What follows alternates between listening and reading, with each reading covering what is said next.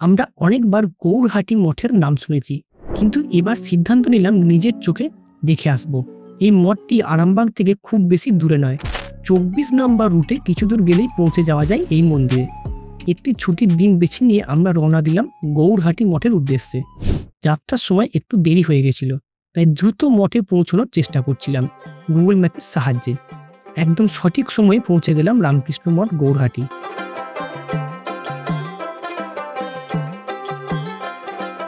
মঠে ঢুকতেই মনোমুগ্ধকর পরিবেশ আমাদের দৃষ্টি আকর্ষণ করলো। সবকিছু অত্যন্ত সুন্দর ও পরিষ্কার পরিচ্ছন্নভাবে সাজানো ছিল। মঠ চত্বরে প্রবেশ করতেই চোখে পড়ল অফিস ঘর, সাধু নিবাস এবং বিভিন্ন অতিথিদের থাকার ব্যবস্থা। আমি আশা করিনি যে গৌরহাটির মতন জায়গায় রামকৃষ্ণদেবের এমন একটি শান্তিপূর্ণ মঠ থাকবে, কিন্তু এটি দেখতে সত্যিই দারুণ লাগলো।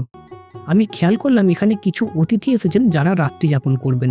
মন্দিরে প্রবেশের সময় লক্ষ্য করলাম সেখানে লেখা ছিল মোবাইল ফোন অনুমোদিত নয়। তবুও আমি কিছু মুহূর্ত ধরে রাখতে ক্যামেরা চালিয়ে একটি ভিডিও রেকর্ড করলাম। এরপর আমরা ঠাকুর, মা এবং স্বামীজির দর্শন করলাম। আমাদের বহুদিনের ইচ্ছা পূরণ হওয়ার পর আমরা বাড়ির পথে রওনা দিলাম। আপনারাও যদি গৌরহাটি মঠের সৌন্দর্যকে উপভোগ করতে চান তাহলে অবশ্যই ঘুরে আসুন।